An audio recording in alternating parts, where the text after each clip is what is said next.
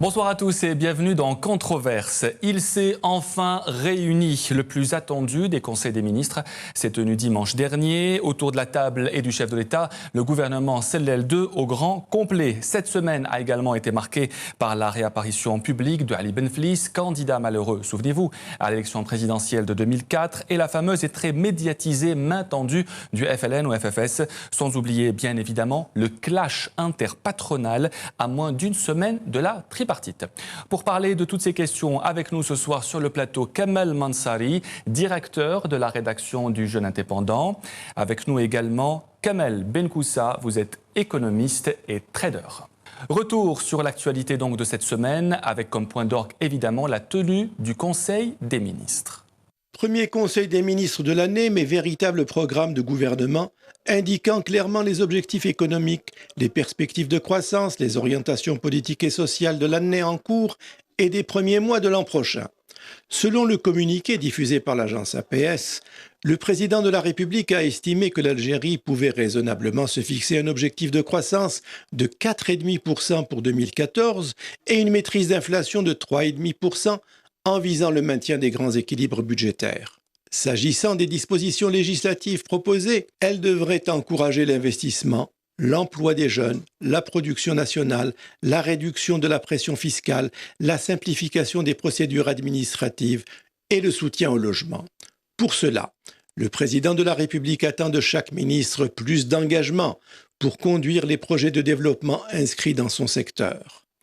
À la lecture de ce communiqué, nombre d'observateurs ont pu imaginer qu'il s'agissait là d'un résumé de programme de travail des 9 derniers mois. En réalité, le gouvernement et le président à sa tête se sont inscrits beaucoup plus sur une perspective d'avenir couvrant les 9 prochains mois et même au-delà. En clair, ce qui n'a pas été exprimé explicitement a été compris implicitement. Ce programme, véritable charnière entre deux mandats, ne fait que confirmer une volonté de continuité que chaque Algérien aura la liberté d'interpréter à sa guise et de concrétiser selon ses aspirations.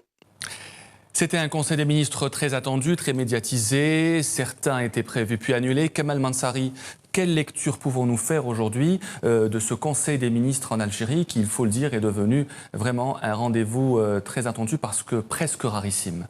Rarissime, bien évidemment, parce que 10 mois pour tenir un conseil des ministres dans un pays qui aurait, dont les institutions auraient dû fonctionner normalement, dans une situation, disons, aussi normale.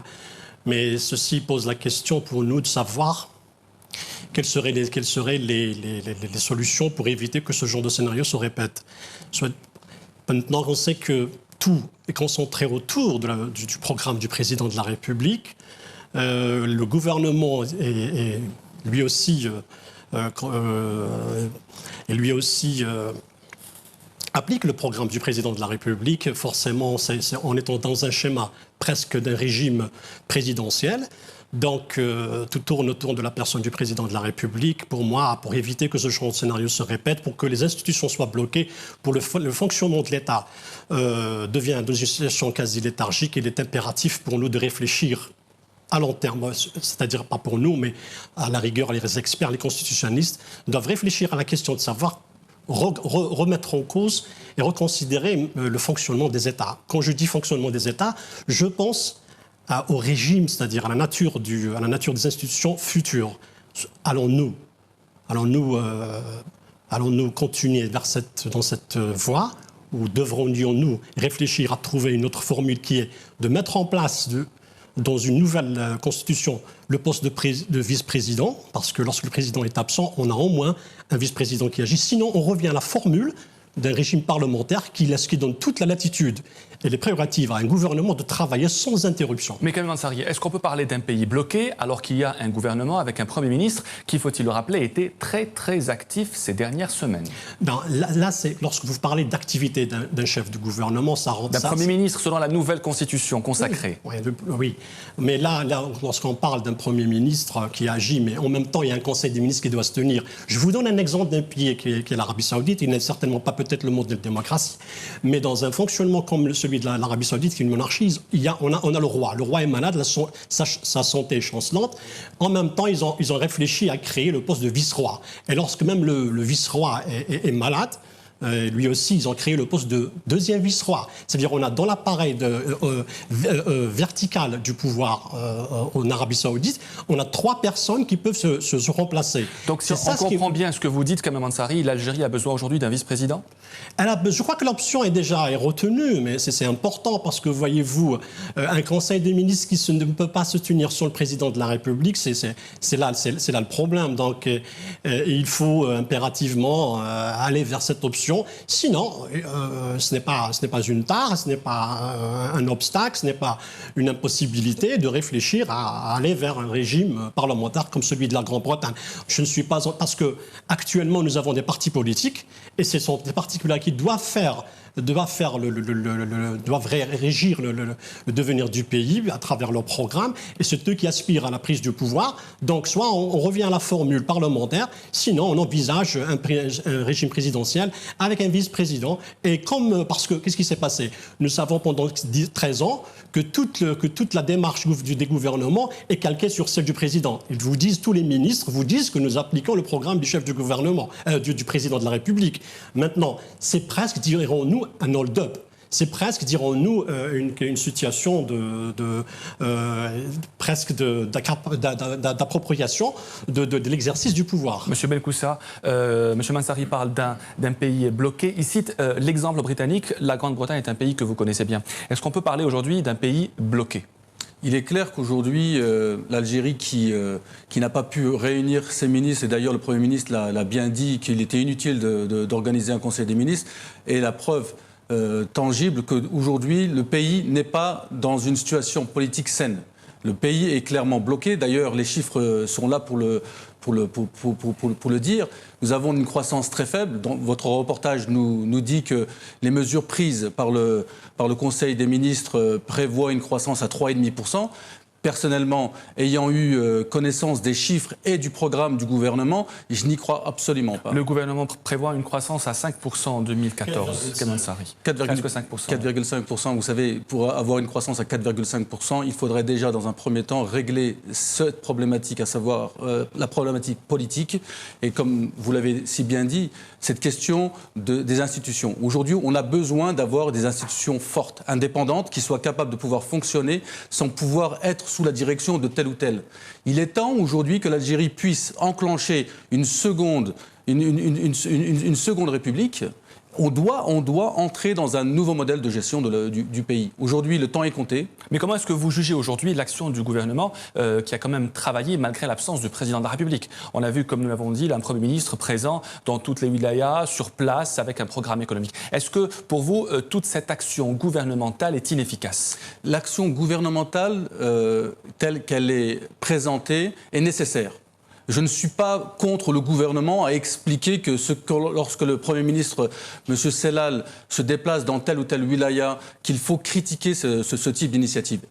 Ce type d'initiatives sont nécessaires. Il est important qu'on puisse être au contact du peuple, à savoir, est-ce que les décisions prises sont les bonnes décisions? Est-ce qu'elles sont bien mises en place localement? Et la grande question, le résultat est là. Aujourd'hui, vous savez, vous avez une population qui est désœuvrée, désespérée, une jeunesse qui ne demande qu'à travailler et qui n'est pas du tout entendue. D'ailleurs, les dernières informations venant du comité de chômeurs de Ouargla l'expriment très clairement, disant que des promesses ont été faites par le gouvernement, par le Premier ministre, et pour autant, rien n'a été mis en place localement. Il y a clairement un blocage administratif, politique en Algérie. Est-ce que vous pensez, comme Kamel Mansari, que la fin de ce blocage peut venir par la mise en place d'un nouveau régime, par exemple parlementaire ? Encore faudrait-il que le Parlement puisse exercer son action comme il aurait dû l'exercer depuis tant d'années. Je pense qu'on est arrivé à un point de non-retour en termes de représentativité parlementaire. Le Parlement algérien n'est pas représentatif, Kamel Belkoussa? À mon sens, il n'est pas représentatif du peuple algérien. Dans le sens pourtant issu d'élections législatives. Pourtant issu d'élections législatives qui auraient dû plus lever la voix du peuple lorsqu'il y a eu blocage au sommet de l'État et représenter le malaise du peuple, expliquer clairement quelles sont aujourd'hui les problématiques locales, ce qui n'a pas été fait. Vous avez eu déjà très peu de lois ont été votées, ou si elles ont été votées, elles ont été votées en catimini. Aujourd'hui, il est temps de pouvoir redonner sa place aux citoyens en Algérie. Et ça passera clairement par une remise en question ou remise à niveau, peut-être pas remise à niveau, mais reconsidérer la place du parlementaire dans le processus décisionnel politique en Algérie. Et c'est une grande question qui est ouverte. Est-ce qu'aujourd'hui, on doit réformer le mode de fonctionnement de l'État en Algérie? Personnellement, mon opinion est très claire là-dessus. Je pense qu'il est temps de le faire. Est-ce que le Parlement est inefficace en Algérie, Kamel Mansari? Il est inefficace, évidemment, parce que... Pourtant issu donc d'élections législatives, oui, comme on le dit. Attention, quand on se dit issu d'élections, ça c'est juste... Ça, c'est générique, mais forcément... Et pourquoi est-ce qu'il est inefficace aujourd'hui, le Parlement? Il est inefficace parce qu'il n'a pas... Il est inefficace sur plusieurs volets. Le premier, c'est par exemple... il n'est pas comptable... C'est pas un genre de Parlement qui essaie, par exemple, d'essayer de questionner le gouvernement, de questionner le chef de l'État, de faire le forcing. Et en plus, le Parlement actuellement est issu de partis qui font partie de l'alliance du président. C'est-à-dire tous ces partis là, la plupart qui sont des députés qui sont au Parlement ne sont là que pour... Une alliance qui a quand même volé en éclats, Kamel Mansari. Pardon? Une alliance qui a volé en éclats, quand même. Elle a volé en éclats, mais elle reste sur le même orbite. Donc elle est sous la coupe de ce qu'on appelle le soutien au chef de l'État. Maintenant, comme il a dit M. Belkoussa, donc moi, ce que je considère qu'il est important que les partis politiques prennent leur véritable rôle, jouent leur véritable rôle, agissent de manière à ce qu'ils soient plus proches du citoyen que de l'État, parce qu'il est aberrant et il est anormal qu'on entende des chefs de leaders de partis dont l'objectif est d'aller au Parlement. Nous avons entendu une fois un leader d'un parti politique qui a dit en 2008 qu'il voulait entrer au Parlement parce qu'il y avait des places libres. Et maintenant, c'est l'objectif de tous les partis politiques ou bien des politiciens ou des activistes, c'est d'arriver au Parlement. Mais ce n'est même pas pour, c'est-à-dire travailler dans le sens du peuple, travailler dans le sens de la mise en valeur du citoyen, de la promotion du citoyen, d'agir. Parce que si on avait un Parlement fort, on n'aurait pas eu en parallèle des crises, on n'aurait pas eu en parallèle des troubles, on n'aurait pas eu des crises de chômage, on n'aurait pas eu en parallèle tous ces problèmes qui ajoutent au marasme global et à la gabegie que nous vivons. Et pour revenir au Conseil des ministres, M. Mansari, est-ce qu'on peut dire que cette réunion qui était attendue depuis 9 mois a permis au moins de débloquer la situation, du moins concernant certaines questions, comme par exemple la loi de finances 2014? Est-ce que cette réunion tant attendue a débloqué la situation aujourd'hui? Je ne dirais pas qu'elle a débloqué, mais ça devait rentrer dans le cours normal des choses. C'est-à-dire, mais elle vient en retard en plus. Puis la loi de finances est là, il faut la faire avec ou sans le président. C'est quelque chose qui est... Vous précisez, M. Mansari, que le président a eu des circonstances atténuantes puisqu'il était malade. Raison de plus pour réfléchir aux solutions de rechange. Maintenant, on a un président malade, il ne faut pas que les institutions soient bloquées parce que le président est malade. Il faut que l'État fonctionne. Comme je vous ai cité la question l'exemple que je vous ai donné, l'exemple de l'Arabie Saoudite. Pourquoi? Parce qu'il y a un Conseil des ministres qui doit se réunir tous les deux fois par mois. C'est un Conseil des ministres bimensuel. Il ne faut pas que les institutions s'arrêtent. Pour qu'ils ne s'arrêtent pas, ils ont trouvé l'option de désigner un vice-roi et un deuxième vice-roi. Si le vice-roi est malade, il y a un remplaçant. En Algérie, on n'a pas de remplaçant. Et le Premier ministre ne peut pas remplacer le chef de l'État. Il y a des lois qui doivent être signées par le président de la République. Il y a des lois qui doivent passer par le président de la République et qui bloquent les ministères parce qu'elles sont tributaires de l'état de santé du président de la République. Et en plus, l'état de santé du président de la République devient lourd sur le plan protocolaire. Alors, la particularité de ce Conseil des ministres, donc, c'était un nouveau gouvernement, ce qu'on appelle le gouvernement CELEL2. Pour parler maintenant du volet économique avec vous, M. Belkoussa, puisque vous êtes trader et économiste, quelle lecture faites-vous des nouvelles nominations, surtout concernant le ministère du Développement industriel et l'arrivée de Amara Benyounès. Est-ce que c'est une bonne chose aujourd'hui pour l'économie et pour le développement de l'économie en Algérie ? Je n'irai pas à aller juger la qualité des personnes qui sont aujourd'hui membres de ce gouvernement. Mais les choix qui ont été faits ? Les personnes qui sont aujourd'hui qui font partie du gouvernement n'ont pas prouvé dans le passé qu'ils avaient été capables de pouvoir mettre en place de bonnes décisions pour l'intérêt du peuple et de l'État algérien. Aujourd'hui, la question n'est pas de savoir qui, mais comment. Il y a aujourd'hui nécessairement la nécessité d'avoir un constat clair, objectif, de la situation du pays. Où en est l'Algérie aujourd'hui ? Quel est le risque du pays demain ? Qu'est-ce qui va nous attendre demain dans les 2, 3, 4, 5 prochaines années ? Et qu'est-ce qui sera fait pour éviter de pouvoir se retrouver dans une situation difficile comme on l'a vécu fin des années 80 ? Je vais prendre un exemple. Les dernières statistiques nous disent que dans les 7 prochaines années, il y aura 10 millions de nouveaux demandeurs d'emploi en Algérie. Que la population algérienne, qui est de 38 millions, passera à 50 millions en 2025. On nous dit qu'aujourd'hui, la situation actuelle de dépenses de l'État met le budget de l'État en danger, qu'il ne pourra plus maintenir ce type de dépenses, sachant qu'aujourd'hui, la majorité des emplois qui sont créés ne viennent pas du secteur privé, mais du secteur public, qui aujourd'hui est très peu compétitif et en plus surchargé en masse salariale. Et en plus, quand vous discutez avec des jeunes qui sont dans la fonction publique, ils vous disent tous « on me donne un emploi et je n'ai rien à faire dans cet emploi ». Je préférerais qu'on puisse me donner ma chance ailleurs, une opportunité dans une entreprise, même petite, qu'on puisse me permettre d'apprendre, d'évoluer. Aujourd'hui, est-ce qu'on a décidé de faire de cette jeunesse une jeunesse qui sera placée dans une voie de garage, sachant qu'aujourd'hui les solutions existent ? Alors, pour en revenir à votre question, ce n'est pas le qui, c'est le comment. J'aimerais, moi, ce que j'attends de ce gouvernement, c'est qu'on m'explique clairement où en est la situation du pays. Quelle est aujourd'hui leur appréciation de l'état actuel du pays ? Vous allez aujourd'hui dans les rues d'Alger ou d'autres villes. Je vais, moi, à la rencontre des jeunes.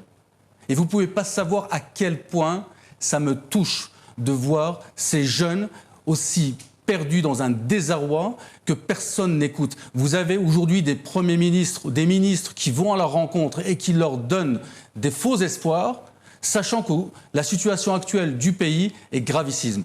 Il faut aujourd'hui réagir, il est temps. Nous avons, je pense, une fenêtre de 2 ans pour pouvoir changer la destinée de ce pays. Si on ne le fait pas aujourd'hui, dans le cadre d'un consensus national qui mettrait en avant non pas la personne, mais la solution, la vision, je suis malheureusement pessimiste quant à l'avenir de notre pays. Monsieur Benkou, ça donne une échéance de 2 ans. Kamel Mansari, ce nouveau gouvernement a été mis en place à 7 mois seulement de l'élection présidentielle. Est-ce que vous estimez qu'il a le temps d'agir alors que sur ce même plateau, Reda Ahmiani disait il y a 2 semaines qu'un nouveau ministre a besoin au moins de 6 mois pour s'installer effectivement dans ses fonctions ? Oui, normal. Donc, on parle toujours des 180 jours. C'est devenu standard. Mais en même temps, ce gouvernement qui a une échéance très très importante, c'est les élections présidentielles, et en même temps, on lui donne, ou bien on l'oblige à réfléchir à la Constitution. Donc ses prérogatives ou bien ses priorités vont souvent être chamboulées. L'action actuelle, c'est de juguler, le chômage, juguler l'inflation, et en même temps trouver les remèdes pour avancer, c'est-à-dire en matière surtout de relance d'un secteur qui est important, qui est l'industrie. Maintenant, si la priorité du gouvernement, c'est les présidentielles, donc encore une fois, on va vivre un second blocage. C'est-à-dire que tous les grands dossiers vont être différés après les élections présidentielles. Parce que, disons, dans 2-3 mois, tout le monde, les candidats vont apparaître, toute la classe politique et bien évidemment, toute la société va être concentrée uniquement sur cette question-là, ce rendez-vous-là. Donc, il est pour moi, j'ajouterai les 6 mois ou 2 ans, ce qui fera plus de 2 ans de pessimisme et de risque que l'Algérie va tourner encore une fois en rond. Et encore une fois, c'est pour ça, la grande question qu'il faut justement poser, c'est est-ce que ce gouvernement est là pour un programme ou est-ce qu'il est pour prolonger un mandat ou pour réfléchir à la Constitution?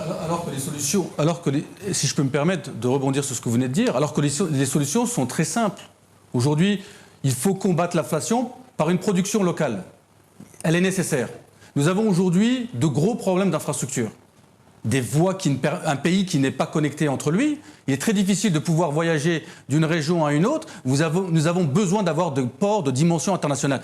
Et là, je ne parlerai pas de certains projets qui ont été bloqués parce que je suis pour un développement au niveau national. Que ces ports soient installés à l'ouest, au centre et à l'est. Et qu'on puisse permettre de pouvoir communiquer entre ces différents ports et qu'on puisse permettre surtout au sud, de pouvoir bénéficier du développement du Nord.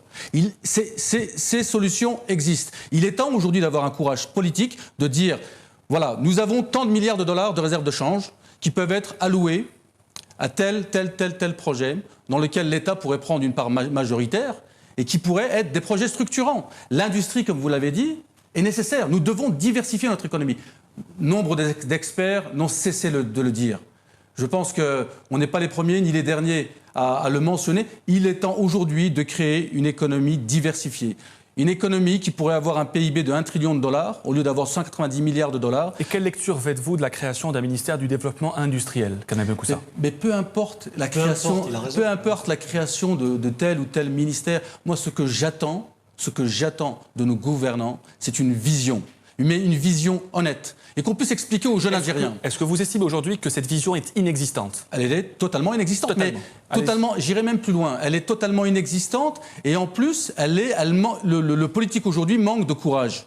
Aujourd'hui, vous savez, le jeune Algérien, nous avons notre fierté. Nous sommes des Algériens, nous avons combattu l'oppresseur pendant la guerre d'indépendance. On a cette fierté dans nos gènes. Vous allez dans n'importe quelle capitale du monde et vous rencontrez un jeune Algérien qui réussit. Je vous assure qu'il a l'amour de son pays. Et je vous assure que lorsqu'il parle de la situation actuelle de son pays, ça lui fait mal au cœur. Et je vous dis, droit dans les yeux, aujourd'hui, le jeune Algérien n'attend pas la mendicité. Il n'attend pas que ce gouvernement lui donne des milliers de dinars pour pouvoir mettre en danger son avenir. Il n'attend pas ça. J'ai fait des conférences au travers de l'Algérie. Je suis allé à Tamanrasset.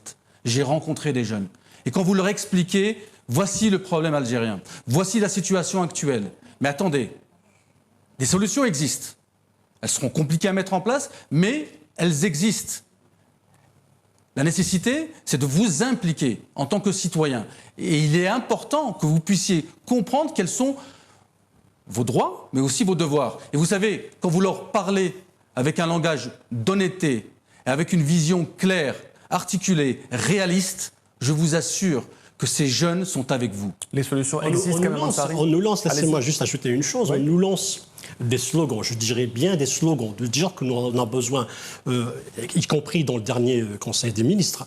On parle de relance de l'industrie, on parle de stratégie industrielle, mais en même temps, on est en train de favoriser, il y a un état de fait qui est incroyable, c'est de favoriser l'importation au détriment du produit local. Vous savez que 62% de la main-d'œuvre se trouve dans le secteur industriel. La croissance au niveau industriel, elle est de -3%. C'est ce créneau-là qu'on devrait favoriser, relancer, appuyer, soutenir. Il est lui-même victime d'une politique parallèle qui favorise l'importation au détriment du produit local. Et c'est là le problème. On a beau dire qu'on devrait relancer l'industrie, tabler sur l'industrie pour juguler le chômage, pour absorber, pour offrir de l'emploi, mais en même temps, on favorise d'une manière vraiment incroyable l'importation. Monsieur Belkous a dit que les solutions sont là, elles existent. Est-ce que vous pensez aussi, est-ce que les solutions sont là aujourd'hui ? Bien sûr que les solutions sont là. Pour la première, vous avez le premier capital dans lequel on devrait tabler, c'est bien le capital humain. Nous avons un capital énorme, un capital humain. Nous avons une superficie énorme. On a des idées. Le problème se pose tout le temps au niveau de la bureaucratie, au niveau de l'administration. L'administration algérienne est victime d'une bureaucratie comprador qui ne laisse aucune initiative. Vous vous rendez compte qu'un jeune qui essaye de monter une petite entreprise, il doit passer par le parcours du combattant, c'est 12 travaux d'Hercule, pour arriver à avoir, je ne sais pas, 12 11 des 12 étapes qui sont, par exemple, fixées pour avoir un investissement. Voyez-vous, tout le monde se plaint, les jeunes sont là, laissez-nous travailler. On voudrait avoir des prêts sans intérêt, et ce qui est normal. On voudrait que les mesures administratives soient assouplies. Le président de la République parle dans le dernier Conseil des ministres de l'assouplissement des mesures administratives. Pourquoi? Il voudrait que l'administration soit transparente. Parce que le grand problème est là. Tout le monde en parle. On sait pertinemment que c'est ça qui bloque l'industrie. Alors, on passe à présent à la deuxième partie de controverse. Nous allons parler encore des résultats et des conséquences de ce Conseil des ministres, mais aussi d'une information qui a fait la une cette semaine, la réapparition publique d'un ancien homme public, ancien chef du gouvernement, Ali Benflis. Voici ce petit micro-trottoir. Déjà, ils ont mis 9 mois de retard et je pense que c'est grave pour un pays démocratique comme l'Algérie. Il y a beaucoup de lois qui sont suspendues à cause de ce retard. Pour le Conseil des ministres, je vous l'ai dit, il est venu, comment dirais-je, donc en retard. Ça fait donc l'Algérie, elle était en hibernation, la couleur. Ça paraît beaucoup d'institutions publiques, notamment plusieurs secteurs. Moi, je suis un étudiant, je vis au quotidien. Il y a beaucoup de manques, il y a beaucoup de manques en Algérie. Ta situation ne peut pas être pire. C'est ce que je pense, à mon propre avis. En ce qui concerne le retour de Benflis, on l'attend avec impatience. C'est pas d'aujourd'hui, donc on l'attendait depuis 2004. Moi personnellement, je suis donc pour Benflis. Il va échouer là où les autres ont toujours échoué. Le retour de Benflis, moi en tant que vieux, je ne suis pas d'accord parce que c'est la continuité du système et c'est la continuité de tout ce qu'on a connu. Nous, on préfère que les jeunes prennent le relais. وكيف سمعت بلي حاول يولي في 2014 زادية وشاو جاي معاه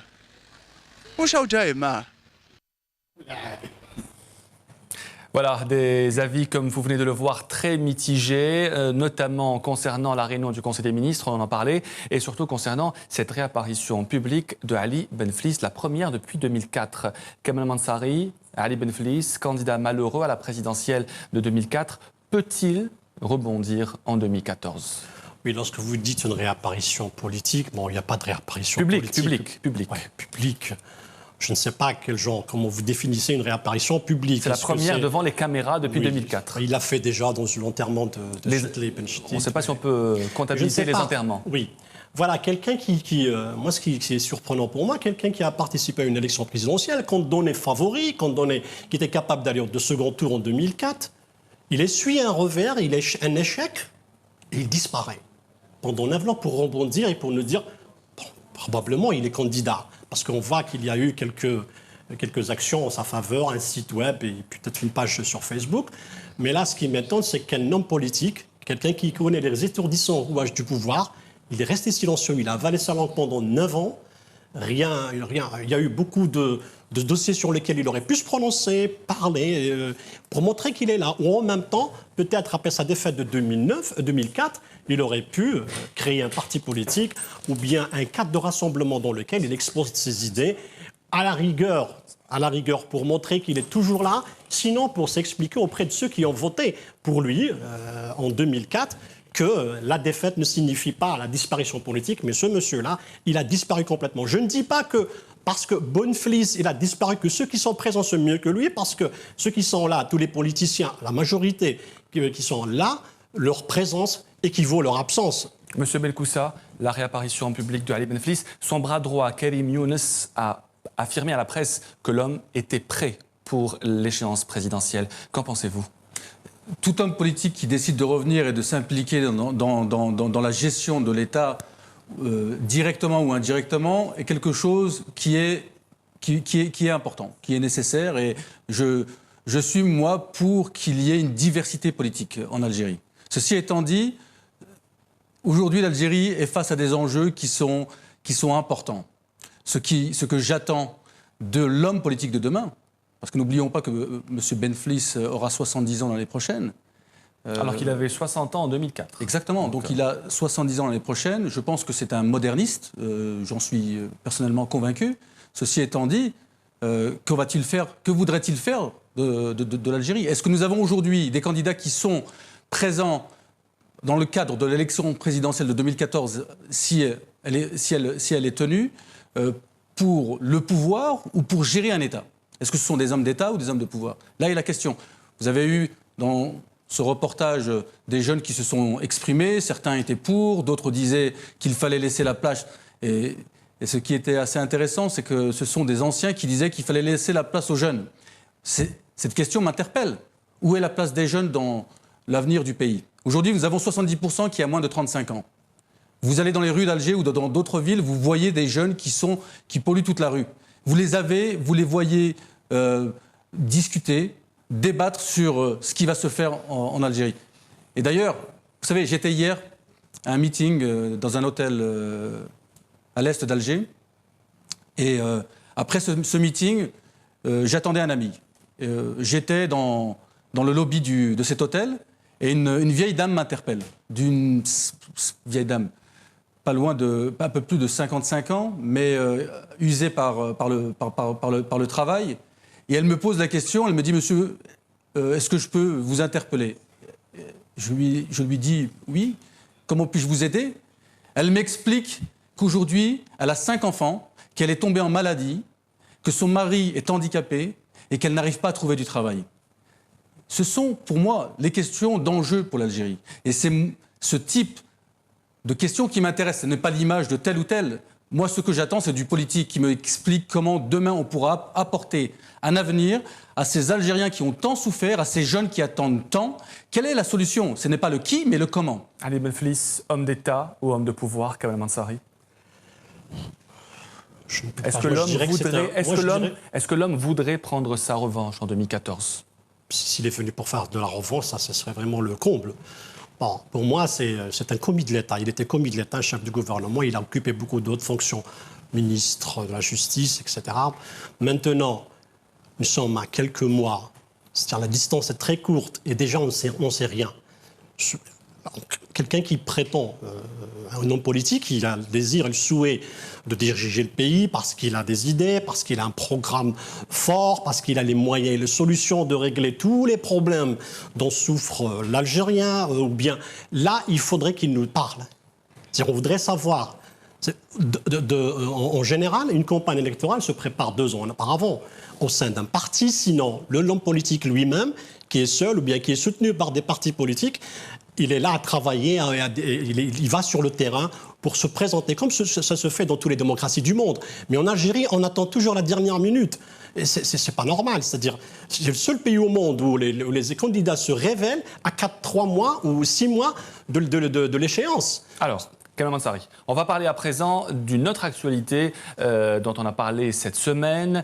Nous sommes, il faut le préciser, à 1 semaine de la tenue de la tripartite entre le gouvernement, l'UGTA et le patronat. Le patronat qui avait prévu d'être unifié lors de cette réunion. Et finalement, cette union vole en éclats puisque le FCE se sépare des autres patronats. Je vous propose d'écouter Reda Hamiani, président du Forum des chefs d'entreprise, qui l'a confirmé hier pour Dzaïr.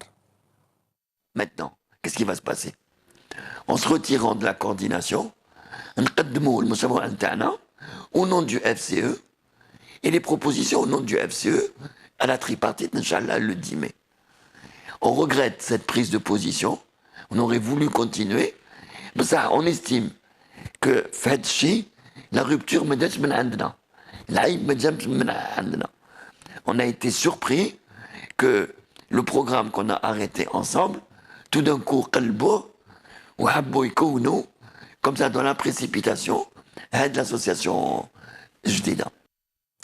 Reda Hamiani parle de la CPA, la coordination patronale algérienne. Elle a été désignée hier avec à son président Abdelwahab Rahim, qui est président de l'UNI, l'Union nationale des investisseurs. Kamel Benkoussa, le patronat est important, l'Algérie important dans la tripartite. Eh bien, pour cette tripartite, le patronat ne sera pas uni. Est-ce une bonne ou une mauvaise chose? Je trouve ça regrettable. Nous sommes peut-être l'un des rares pays au monde à avoir une division patronale, alors que le patronat devrait être l'acteur majeur du développement du pays. Le prochain mandat présidentiel en Algérie sera un mandat économique, de développement économique et social. Vous l'avez très bien dit, aujourd'hui, le capital en Algérie doit être le capital humain. On doit sortir de cette impasse énergétique, de ce malheur énergétique. C'est une aubaine. Mais cet argent, il va falloir l'utiliser. L'utiliser dans les bons créneaux. Permettre à ces chefs d'entreprise du privé de pouvoir avoir l'écoute ou la marge de manœuvre assez large pour pouvoir réellement mettre en place une réforme, une restructuration de l'économie algérienne. Aujourd'hui, malheureusement, nous avons des voix qui se divisent et c'est regrettable. L'Algérie, plus que jamais, a besoin de signifier. Et avoir un patronat aussi divisé, à mon sens, n'est pas signal de bonnes années devant nous. Je pense qu'on doit prendre conscience que les années à venir seront difficiles et que cette façon dont nous avons de vivre le monde politique et le monde économique en nous divisant les uns les autres n'est pas la solution aujourd'hui. Karim Ansari, à quoi pouvons-nous nous attendre après la division du patronat lors de la tripartite qui, faut-il le rappeler, se tiendra le 10 octobre?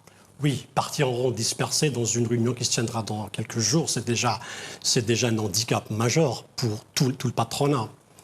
J'ai entendu dire qu'il y aura d'autres acteurs qui vont venir. Il y aura 7 organisations patronales. Oui. 7 plus... Il y a le gouvernement et l'UGTA. Il y a aussi, je crois que le think tank Nabni qui sera probablement présent, qui sera associé au débat. Je crois que au lieu de faire au lieu de tabler ou bien au lieu de ne penser qu'un seul interlocuteur qui sont le patronat, comme il a dit. Dans tous les pays du monde, on a un patronat fort, c'est lui qui apporte. Mais là, nous ne sommes pas dans ce scénario. En Algérie, un patron d'une entreprise, il a plus de problèmes de sauvegarder son entreprise que d'être créateur d'emplois et encore moins de richesses. La tripartite, il y a un dossier énorme qui est très intéressant aussi, c'est celui de les investissements. Et surtout, la prise en charge de toutes les décisions qui ont été prises. Vous savez que durant toutes les précédentes tripartites, on a eu 200 ou plus de décisions, une trentaine seulement ont été respectées, appliquées. Maintenant, quand le citoyen entend parler de tripartite, il pense à quoi? Il pense au salaire. C'est la première des choses. Une tripartite pour le commun des Algériens, le citoyen lambda, c'est les salaires. Maintenant, s'il y a les négociations au niveau des mesures de relance, de l'investissement, c'est sur ce stade-là qu'il faut que le jeu soit clair. Parce que les patronats vont partir encore une fois pour une discussion avec le gouvernement. Et en même temps, on a le produit local qui est massacré. Je crois que ce sont ces dossiers-là qu'il faut point par point analyser et essayer de régler. Alors vous avez parlé de salaire, Kamel Benkoussa, l'UGTA pourrait, je dis bien pourrait, proposer lors de cette tripartite un salaire minimum de 28 000 dinars par mois. Qu'en pensez-vous? Avant de répondre à votre question, j'aimerais rebondir sur ce que vous venez de dire. Moi, je ne suis pas d'accord sur un point. Aujourd'hui, je rencontre énormément de chefs d'entreprise. Je suis allé visiter pas mal d'usines, de petites entreprises, de grandes entreprises. Et quand je rencontre ces chefs d'entreprise et j'essaie de comprendre quelle est aujourd'hui la problématique auquel ils font face, énormément se battent sur les deux volets. Maintenir leur activité, comme vous l'avez si bien dit, mais en même temps créer des emplois. Ils sont au fait de ce qui va se passer demain en Algérie. Ils sont au fait que demain, l'Algérie ne pourra pas tenir ce niveau de développement si on ne laisse pas le secteur privé créer ses emplois. Et d'ailleurs, je vais même ajouter le secteur public. Vous allez discuter avec des chefs d'entreprises publiques et qui vous disent clairement qu'aujourd'hui, ils ont les mains liées et qu'ils n'ont pas la capacité de pouvoir prendre de réelles décisions qui permettraient de donner la bonne direction à ces entreprises. Je ne suis pas un excité de l'entreprise privée. Je suis plutôt dans un équilibre entreprise privée, publique. Je pense qu'on a la nécessité d'avoir un service public fort pour pouvoir maintenir une égalité, un partage de ces richesses en Algérie. Et c'est important. Pour en revenir à ce salaire minimum, vous savez... 28 000 dinars par mois ? Quand vous avez un pays qui importe la totalité, la majorité de ses produits, dont les produits sont indexés à la valeur travail d'un pays étranger comme la France ou un autre. Je vais vous prendre un exemple. Pourquoi, au lieu de rentrer dans cette annonce symbolique, on parlait dernièrement, vous mentionniez juste un instant l'impact du politique dans le discours de la société civile. La semaine dernière, les journaux ont fait la une sur le prix de la viande de mouton, sur le prix de la viande blanche, du poulet qui n'arrêtait pas de monter. Pourquoi ces chefs d'entreprise, enfin ces hommes politiques, ne viennent pas avec ces solutions qui existent, à savoir permettre à des projets qui aujourd'hui sont existants, mais malheureusement qui ont été aujourd'hui bloqués au niveau administratif qui permettrait de diviser par plus de 2 le kilo de viande de poulet. Ça interpelle l'Algérien. Vous savez, vous avez une famille de 5-6 enfants. Ce qui vous interpelle, c'est comment vous allez nourrir vos enfants. Quand on vous explique qu'on peut diviser par 2, ça vous coûtera moitié moins cher d'acheter du poulet demain ou de la viande. C'est quelque chose qui va vous interpeller. Quand on va vous expliquer que acheter des habits pour vos enfants, des cartables pour vos enfants quand ils iront à l'école, ça vous coûtera beaucoup moins cher. Là, vous rentrez dans un débat qui est intéressant. Pourquoi il est intéressant? Parce que ça vous permet de pouvoir mettre en avant la problématique, qui est une problématique de production locale. Aujourd'hui, peu importe le rééchelonnement du salaire minimum, si on continue à importer, on continuera à importer cette inflation, et même si vous augmentez de 30%, en 2012, la majorité des produits alimentaires de base en Algérie ont augmenté de 35%. 42% les derniers chiffres. 42%. Encore, je suis dans la tranche inférieure.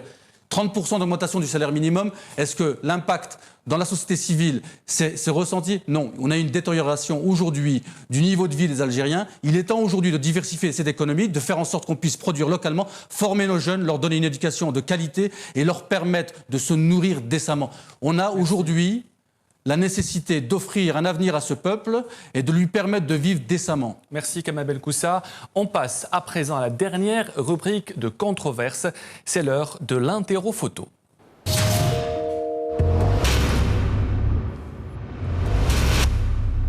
Le principe est simple, nous allons vous montrer 3 images, une par une, à vous de la commenter. On commence par la première image. C'est une photo qui a été publiée souvent sur les journaux. Monsieur Belkoussa, vous pouvez la voir ici. Donc c'est celle du Conseil des ministres de dimanche dernier. Ce qui a beaucoup frappé, évidemment, c'était le président de la République qui était assis sur une chaise. Mais une autre image peut nous interpeller, Monsieur Mansari, c'est celle du vice-ministre de la Défense qui est en tenue militaire. Alors que certains spécialistes parlent d'une fonction civile, celle de vice-ministre de la Défense. Comment peut-on interpréter cela, que le général de corps d'armée Ahmed Salah garde sur cette photo de famille son uniforme? Le véritable ministre de la Défense, c'est le chef de l'État, donc pour moi, il est resté apparemment dans sa logique de militaire et de chef d'état-major, plus que le civil qui réfléchit civil, voyez-vous. Donc il est resté dans son personnage de son rôle de militaire. Et je ne sais pas sur le plan protocolaire s'il y a eu discussion, de lui parler, de lui dire que vous devez vous habiller en civil ou pas. Mais là, pour moi, ça ne m'interpelle pas tellement et ça ne me choque pas du tout. Il faut préciser que... Ce qui me choque, parce que la photo, c'est bien l'état de santé du président de la République. C'est pour la première fois de l'histoire où on voit un chef d'État algérien assis sur une chaise. C'est là qui interpelle. Mais là, ça, c'est une seconde zone. C'est le second rôle. C'est une seconde interprétation. Là, on va focaliser précisément sur l'état de santé du président que de l'habit militaire de... Il faut préciser aussi que le général de corps d'armée Ahmed Salah cumule aussi les fonctions de vice-ministre de la Défense et de chef d'état-major de l'armée nationale populaire. Kamal Belkoussa, un mot sur cette photo de famille du Conseil des ministres qui s'est tenue dimanche dernier? La seule chose que je peux dire sur cette photo, c'est, comme vous l'avez si bien dit, c'est l'état de santé du président.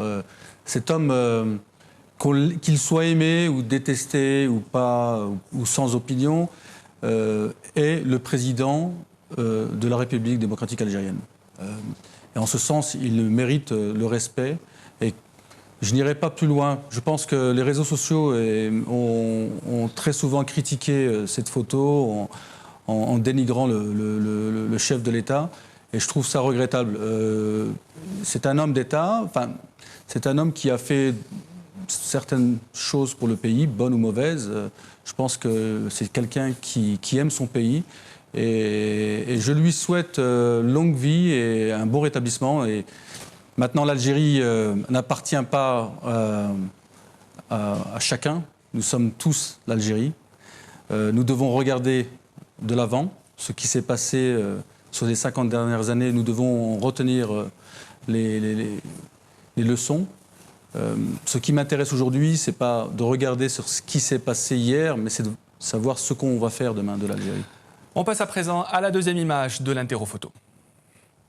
Vous connaissez cet homme, Ammar Saïdani, nouveau secrétaire général du FLN. Ce qui nous intéresse ce soir, Kamel Mansari, c'est cette main tendue, la presse en a parlé, cette main tendue du FLN au FFS. Le FLN qui, d'une certaine manière, essaye de constituer une nouvelle alliance présidentielle, puisqu'il s'est allié avec TEJ, probablement avec le MPA, et aujourd'hui cette main tendue avec le FFS. Quelle lecture pouvons-nous faire de cette main tendue de Ammar Saïdani à Hossein Ait Ahmed ? De toute façon, sur le plan médiatique, la lettre n'a pas été rendue publique pour qu'on puisse exactement l'analyser. Le contenu, on ignore le contenu.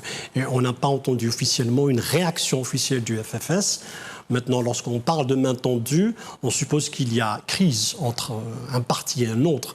Main tendue dans le langage politique, il s'agit d'essayer de trouver un terrain d'entente entre deux partis. Dans le cas du FFS et du FLN, je crois que les deux partis ont déjà composé ensemble par le passé, donc sous des directions différentes, en 91 et bien plus tard en 94-95. Maintenant, que cherche le FLN à travers cette main tendue? Est-ce que sur le plan idéologique et plus sur le plan du combat partisan, les deux se raccordent, sont d'accord? Le FFS est un parti d'opposition inscrit dans une logique différente de celle du FLN, et je doute fort que à l'avenir, on verrait une alliance entre les deux partis. Kamel Benkoussa, selon vous, va-t-on aujourd'hui vers une nouvelle alliance présidentielle entre le FLN et d'autres formations? Très certainement. Je pense que aujourd'hui, ce que nous avons pu lire dans la presse nationale montre clairement qu'il y a aujourd'hui un mouvement d'alliance qui s'organise dans le cadre de l'échéance présidentielle de 2014.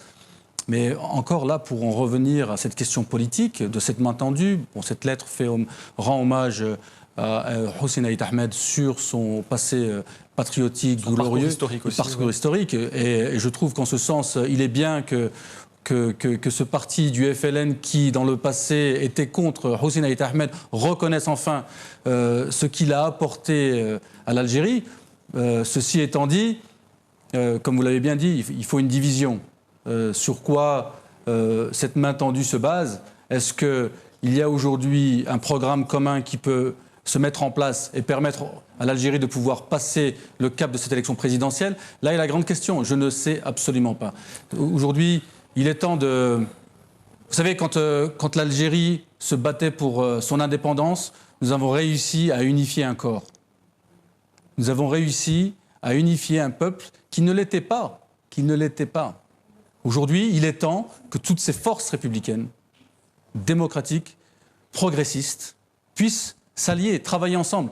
Pour en revenir à la candidature de tel ou tel, je pense qu'il serait plus dans leur intérêt de travailler ensemble et de faire en sorte qu'on puisse aujourd'hui avoir une vision commune. Nous ne sommes pas dans ce type de fonctionnement républicain à la française ou ce type de fonctionnement politique à la britannique, où nous avons deux pôles qui s'opposent. Aujourd'hui, qu'attend le peuple algérien? Est-ce qu'il attend d'avoir, à longueur de journée, une division politique qui ignore son quotidien? Ou est-ce qu'il attend d'avoir de réelles propositions, de vrais hommes politiques qui seraient là pour défendre leurs intérêts? L'article 11 est très clair, par le peuple et pour le peuple. Et je crois que c'est peut-être l'article qui a été le plus bafoué dans la Constitution. Et je pense qu'aujourd'hui, il est temps de remettre le citoyen au centre du processus décisionnel en Algérie et de lui permettre demain d'être celui qui votera pour et celui qui travaillera pour ses intérêts. Ce sera... Allez-y, très brièvement. Pour revenir brièvement à cette histoire de main tendue, vous savez, on sait que dans la politique, rien n'est impossible. Peut-être que demain, la FFS et le FLN vont composer ensemble dans une sorte d'alliance parce qu'on a vu par le passé, ceux qui étaient hostiles au pouvoir sont devenus aujourd'hui ses farouches défenseurs. Ce sera le mot de la fin. Kamel Mansari, directeur de la rédaction du Jeune Indépendant. Kamel Benkoussa, économiste trader. Merci infiniment d'avoir été les invités de Controverse. Notre émission s'achève à présent, mais Controverse revient mercredi prochain. Merci.